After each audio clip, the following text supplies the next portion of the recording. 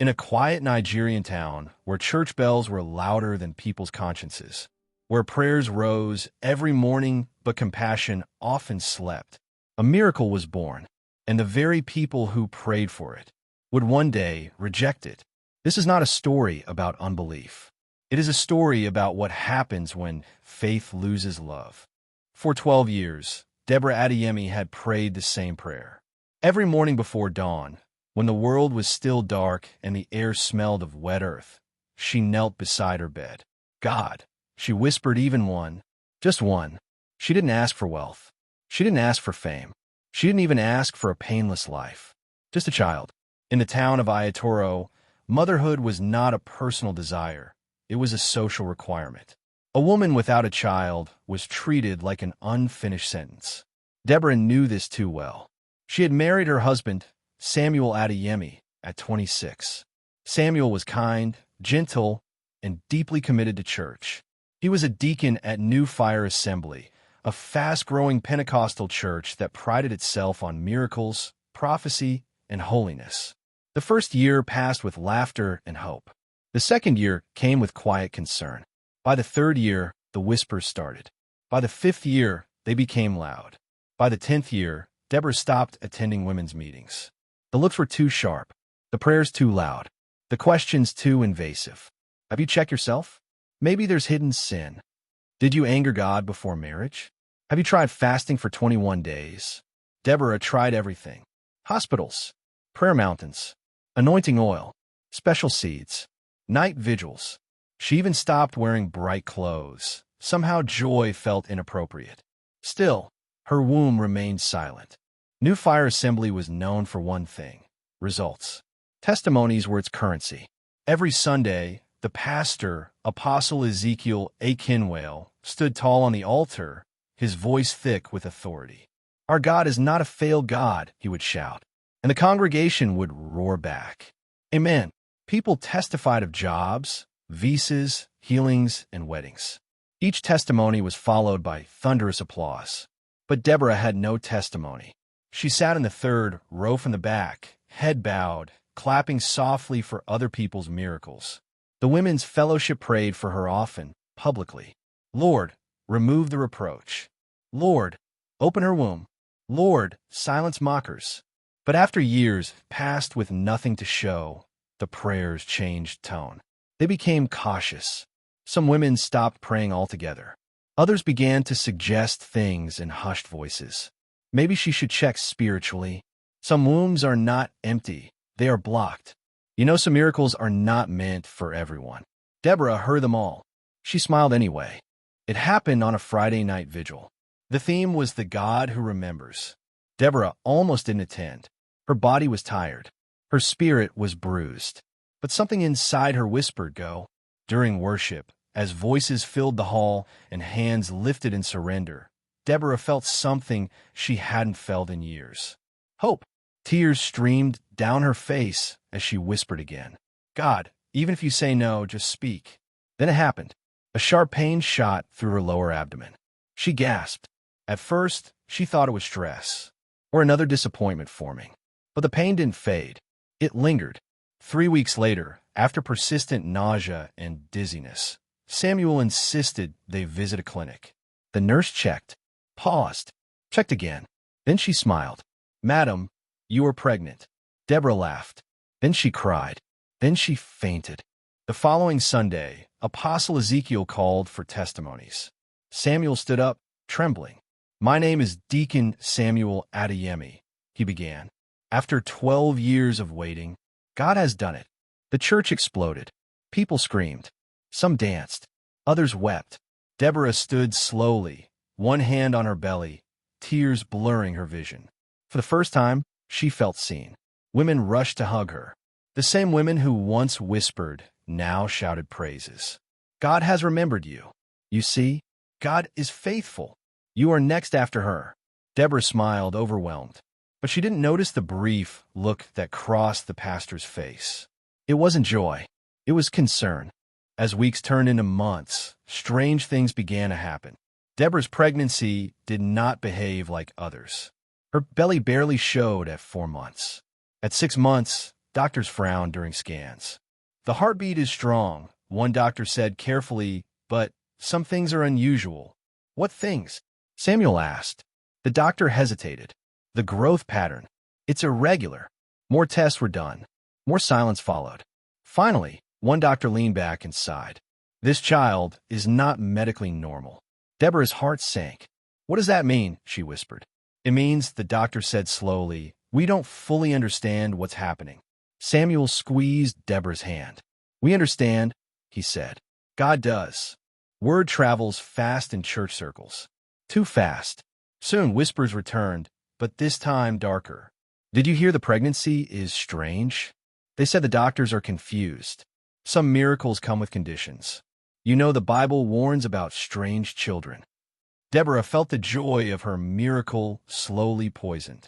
One afternoon, she overheard two women outside the church hall. I'm just saying, what if it's not from God? After 12 years? Anything could happen. Let's just pray it's not a sign. Deborah went home and cried until her chest hurt. At 7 months, Apostle Ezekiel sent for Samuel. They sat in the pastor's office, the air thick with incense and authority. I've been praying, the pastor said slowly, and I am concerned. Concerned, Samuel repeated. Yes, sometimes miracles that come late come with spiritual complications. Samuel frowned. My wife carried this child in prayer. I'm not accusing, the pastor replied. I'm advising caution. What kind of caution? Apostle Ezekiel leaned forward. When the child is born, we must observe. Samuel felt a chill. Observe what, sir? The fruit. Deborah went into labor on a stormy night. Thunder rolled like war drums. The hospital lights flickered. After 12 hours of intense pain, a baby cried. But the cry was strange. Too loud. Too sharp. The nurses froze. The doctor stepped back. Deborah, weak and shaking, lifted her head. My baby, she whispered. Let me see my baby. There was hesitation. Then silence. Then the doctor spoke. This child. He stopped. Samuel's heart pounded. What about the child? The doctor swallowed. This child was born with unusual markings. Deborah's world tilted. What kind of markings? The nurse turned the baby gently. On the child's chest were dark, symmetrical birthmarks, almost like symbols. Not wounds. Not scars. Marks. Deborah stared. And instead of fear, she felt peace. They named him Emmanuel. God with us. Deborah held him close. He is mine, she whispered, and he is God's. But outside the hospital room, fear had already begun to spread. When news reached New Fire Assembly, the reaction was swift and cold. No baby dedication date was announced. The women's fellowship fell silent. The pastor preached a sermon titled Strange Fire and Discernment. He didn't mention names, but everyone understood. Deborah sat in the back row, holding Emmanuel, feeling the weight of hundreds of eyes. Some looked curious, others afraid, a few disgusted. After service, no one came to greet her, except one elderly woman, Mama Grace, who touched the baby's cheek and smiled. This child carries light, she whispered, and walked away. 2 weeks later, Apostle Ezekiel called a leadership meeting. The church, he said firmly, will not conduct a public dedication for this child until further spiritual clarity. Samuel stood up. You mean my son? The child, the pastor corrected. Silence fell. This is for the protection of the congregation, Apostle Ezekiel continued. We must not rush into celebrating what we don't understand. Samuel felt something break inside him. The miracle had arrived, but instead of songs, it was met with suspicion. Instead of love, with fear. And the church that once prayed desperately for Deborah's womb had begun to turn its back on the child it asked God to give. By the time Emmanuel Adeyemi was 3 months old, the silence had become louder than insults. No one called to check on Deborah. No women's fellowship visits. No church food train. No baby gifts. In a church that once celebrated every new birth with singing and dancing, Emmanuel's arrival had been swallowed by unease. Deborah noticed it first during Sunday service. When she walked in with her son wrapped against her chest, people subtly shifted. Seats beside her remained empty. Mothers pulled their children closer.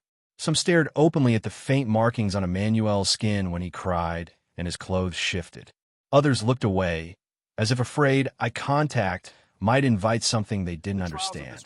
Deborah pretended not to notice, but her heart noticed everything. Apostle Ezekiel's sermons began to take a different direction. They were no longer just about faith and victory. They were about discernment, about testing spirits, about dangerous miracles. Not everything supernatural is from God, the pastor declared one Sunday, pacing the altar. The devil too can give gifts. A murmur rippled through the congregation. Deborah's hands trembled. She looked down at Emmanuel, fast asleep, his tiny fingers curled around her blouse. Samuel shifted uncomfortably beside her. The words felt aimed, sharp, intentional. At home, Deborah prayed harder than she ever had before. Not for money, not for favor, not even for acceptance. She prayed for clarity. God, she whispered night after night, holding Emmanuel close. If this child is from you, please defend him. She searched the scriptures endlessly. She read about Samuel, born after barrenness, about Isaac, laughed at before birth, about Moses, rejected before deliverance, about Jesus, questioned from the womb. And she noticed something unsettling. God's miracles were rarely welcomed. As Emmanuel grew, it became impossible to ignore one truth. He was different. By 6 months, his eyes followed movements too deliberately. At 9 months, he reacted to worship music in ways that unsettled visitors, becoming unusually calm, almost attentive. At 1 year old, he spoke his first word. It wasn't mama. It was light. The room went silent. Deborah dropped the spoon she was holding. Samuel laughed nervously. Children say strange things, he said quickly. But Deborah felt something stir in her spirit. The breaking point came during a child dedication service for someone else's baby. Deborah sat quietly at the back, Emmanuel on her lap. As the choir sang, Emmanuel began to hum. Not cry, not shout. Hum, softly, in tune. The sound was gentle, but unmistakable. Heads turned. The hum grew stronger. The worship leader faltered. A hush fell over the church. Apostle Ezekiel stopped mid-sentence. What is that? Someone whispered. Deborah clutched her son. Emmanuel's eyes were closed. Peaceful. Then the pastor raised his hand sharply. Take that child outside. Gasps echoed. Samuel stood. He's not disturbing anyone. This is not the time for experiments, the pastor snapped. The word experiments cut deep. Deborah stood slowly. Without a word, she walked out. No one followed. That night, Samuel and Deborah argued for the first time in years. Maybe the pastor is right, Samuel said quietly. We don't fully understand this. Deborah stared at him. This is our son. I know, Samuel replied, pained. But the church is afraid. Then let them be afraid, Deborah shot back. I will not raise my child to apologize for existing. Samuel fell silent. That night, Deborah made a decision. She would stop seeking approval from people who had already decided to fear her miracle. Weeks later, a letter arrived. An official letter. From New Fire Assembly leadership. It was brief, cold, formal. After prayerful consideration, the church advises the Adeyemi family to temporarily step away from public worship until further spiritual clarity is received concerning their child. Deborah read it twice. Then she laughed. A hollow sound. They're excommunicating a baby, she said softly. Samuel said nothing, but something in him broke that day. The following Sunday, they did not attend church. Neither did they receive a call. No explanation. No pastoral visit.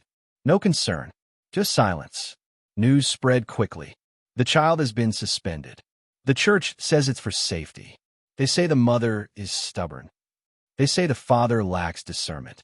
Deborah stopped answering her phone. She stopped attending social events. She stopped trying to explain. Instead, she focused on raising Emmanuel. One evening, during a heavy rainstorm, a knock came at their door. Deborah hesitated before opening it. Outside stood Mama Grace, the elderly woman who had once blessed Emmanuel in church. She smiled gently. I knew this would happen, she said. Deborah stepped aside. Mama Grace sat, watching Emmanuel play quietly in the corner. This child, she said, is not strange. Deborah's breath caught. He is just rare. What do you mean? Deborah asked. Mama Grace leaned forward. Some children are born to comfort churches, she said. Others are born to expose them. Mama Grace told her story slowly. She had once been part of a revival decades earlier, a movement that collapsed, not because of sin, but because of fear. There was a boy like this, she said. Different, sensitive, spirit-aware. The church labeled him dangerous. They rejected him. Years later, that boy became a man who led thousands to God. But not in a church. God does not always introduce his works through approval, Mama Grace said quietly. Sometimes he introduces them through rejection. Deborah wept, not from pain, from understanding. By the age of 5, Emmanuel began asking questions no child should ask. Why are people afraid of me?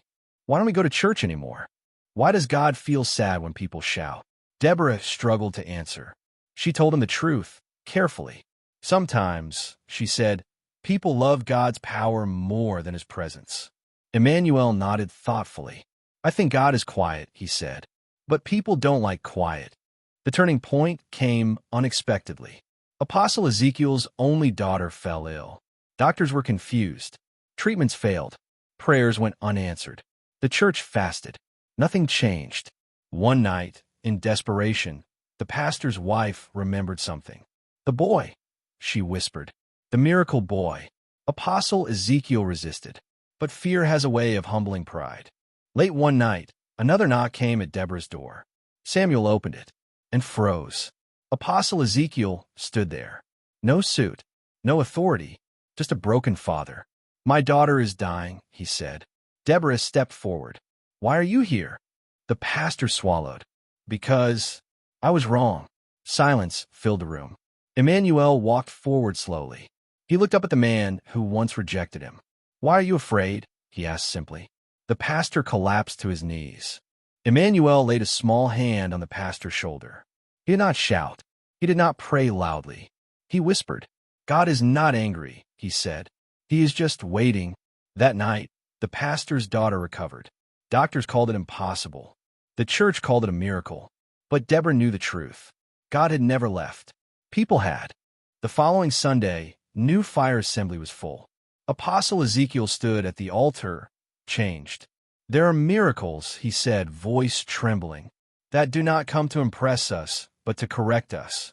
He called Deborah and Emmanuel forward. No one moved. Fear still lingered. Deborah stepped forward anyway, not for approval, but for truth. Emmanuel looked at the congregation and smiled. You prayed for me, he said softly, but you were afraid when I came.